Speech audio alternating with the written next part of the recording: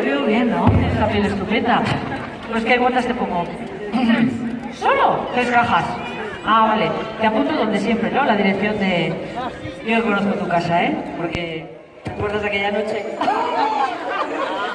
Mira, oye, ¿qué lo pasamos? Y una noche para Caldo, de verdad que es una cosa... Y uno, vamos, no tengo que olvidar, majísimo, ¿eh, chico? Ya sabes, lo de las cremas, nada, es una excusa. Nos vemos. Tú y yo soy calzoncillos. ¡Ponte bragas, joder! Usted, señora, que lleva bragas, póngase calzoncillos. Llega el verano, llega la bicicleta, el giro, llega el tour, cállate que tú no tienes ni idea, chaval. Ay, de verdad, pues me da un poco de apuro, pero bueno. Bien. ¡Oye! Un aplauso solidario, por favor, para ella. También, si le pregunto, ¿cuál es su horario? Ah, bueno, pues yo trabajo 2 días a la semana, 1 hora. ¡Hola, la Virgen de los Desamparados! ¡Hola! ¡Viva la Virgen de los Desamparados! ¡Viva! En nombre mío y en nombre de todo el sindicato, gracias, Matías, gracias. ¿Recuperamos? Vamos recuperando un poquito. Esto lo estás haciendo muy bien. Vas ahí. ¡Miramos!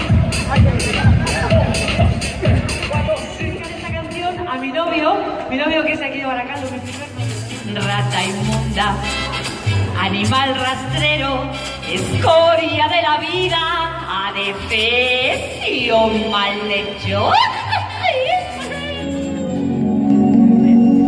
Respiramos por la nariz. Ah, mi cuerpo. Pues por aquí, por la zona esta conflictiva, en la franja de Gaza le llamo yo. Y un poquito más abajo. Estamos en 2, estamos en... Venga, Baracaldo. Hombre, le voy a decir una cosita. Probablemente mi dentario no haya traído los sonetones, es lo lógico. Él tiene más culo.